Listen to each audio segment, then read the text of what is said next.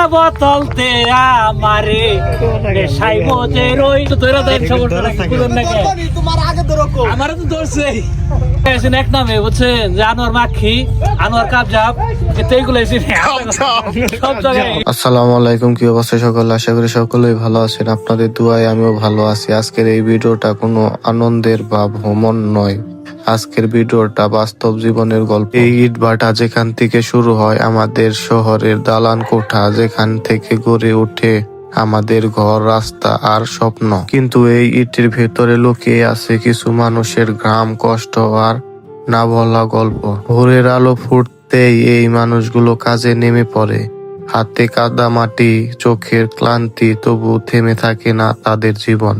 রোদে পুড়ে ধুলায় মিশে এক একটা ইট তৈরি করে তারা। এই একটা ইট বানাতে লাগে কত ঘাম, কত শক্তি, সেটা বাহির থেকে বোঝা যায় না।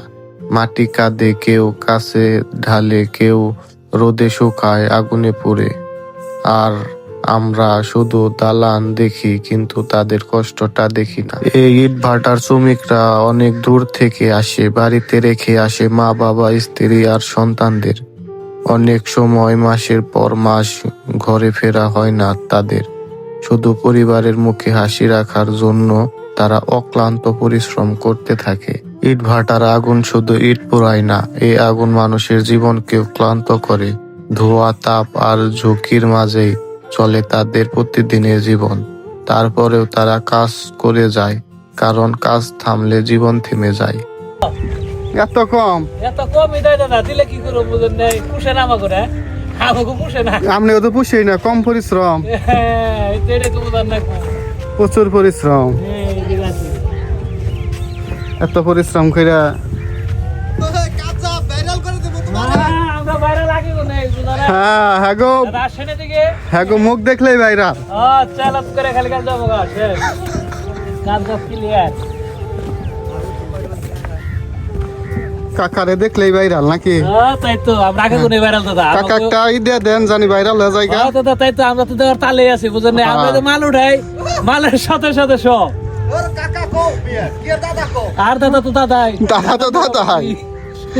ঠিক আছে না দাদা? হ্যাঁ, চলবো। মাল উঠাই, ওঠেন।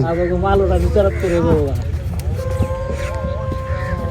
দিনে কয়টা উঠি আরেন? দিনে মোটামুটি 8টা করবেন নাকি? 8টা 8টা 10টা 12টা।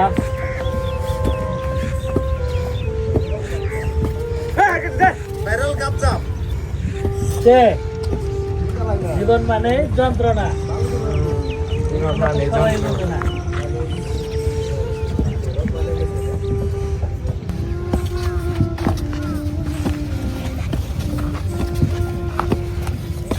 কাকা একটা গান ধরেন নয়?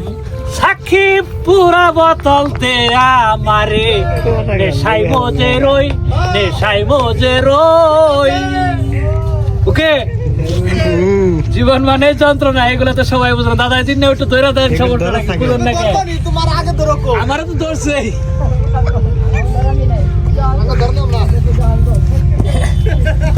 আমরা তো আগে করি বুঝছেন, এটা কোনো কথা না।